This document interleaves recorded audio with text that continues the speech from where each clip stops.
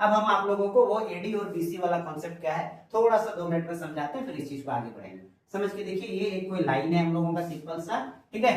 Line कहीं भी and नहीं होता है, ये जहां तक जाएगा वो चलता जाएगा। ये बीच में 0 मानते हैं, फिर हम लोग इधर 1 2 3 4 5 6, नाउ वी आर इन 2025। अभी हम लोग इसमें इसी प्रकार से मूव करते करते 2025 में, फिर 0 से मूव करेंगे तो इधर चलते आएंगे। ये भी कहां तक चलेगा, कोई अनकाउंटेबल है, कोई गिनती नहीं है, कोई नंबर नहीं है, ये जहां तक है वो चलता जाएगा। एट दैट मान लेते हैं, यहाँ पे हम 5 लाख ही मान लेते हैं, ये 0 1 डॉट डॉट डॉट डॉट करते ये 5 लाख मान लेते हैं। ये जहां तक मानना है वो आप मान सकते हैं, ठीक है। समझिएगा 2 चीजें यहाँ पे आमतौर पे क्या है, हम लोग या आप लोग जो बुक में पढ़े होंगे कि ऐसा माना जाता है कि 0 के आसपास में जीसस क्राइस्ट का जन्म हुआ था। किसके आसपास में, 0 के आसपास में जो जीसस क्राइस्ट है, किस क्रिश्चियन धर्म वाले के, हालांकि सबके हैं जो जिसको मान सकता है। तो जीसस क्राइस्ट जो है उनका जन्म माना जाता है कि 0 के आसपास में। देखिए इतिहास का लगभग चीज जो है, या कह सकते हैं कि पहली बार इतिहास मैक्सिमम समय में कहीं शुरुआत हुआ तो ये यूरोप में हुआ है ना।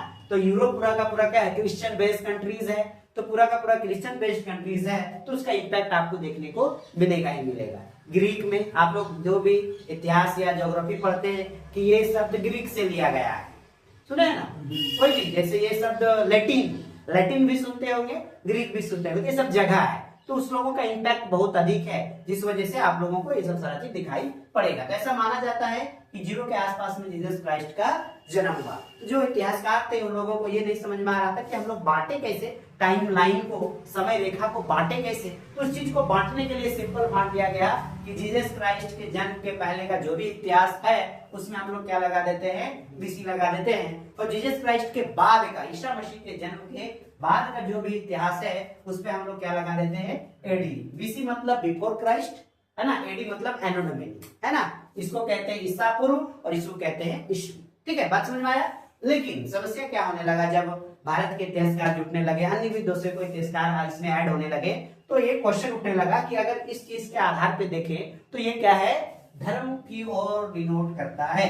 हम लोग जीसस क्राइस्ट को ही क्यों मानेंगे, हम तो हिंदू हैं, हम तो ब्राह्मण हैं, या हम तो मुस्लिम हैं, हम क्यों माने जीसस क्राइस्ट को। ये क्या है, किसी एक धर्म को डिनोट कर रहा है, ये धर्म निरपेक्षता नहीं है, यानी कि सेकुलर ये नहीं है, जिसके वजह से क्या किया गया कि 0 माना गया, और 0 से इधर के जो भी स्टोरी है और इधर से जो भी स्टोरी है, तो 0 की इधर जितना भी है, अब उस लोगों को कहा जाता है BCE। इंग्लिश में क्या कहते हैं, बिफोर कॉमन एरा, ठीक है। कॉमन क्या है, 0, ठीक है ना, बिफोर पहले, एरा टाइम लाइन, बात समझ में आया। और जो इधर का यानी कि जीसस के बाद वाला वो क्या हो गया, CE। अब हो गया क्या, CE, जिसको हम लोग क्या कहते हैं, कॉमन एरा। अब एडी नहीं पढ़ते हैं, अब के जो लेटेस्ट जो भी किताब छप रहे हैं उनमें एडी नहीं है, या फिर उनमें BC नहीं है, अब उनमें क्या है, BCE है, और क्या है, CE। C फॉर क्या हो गया, कॉमन एरा, और BCE फॉर क्या हो गया, बिफोर कॉमन एरा। कॉमन किसको मान लिए, 0 को मान लिए।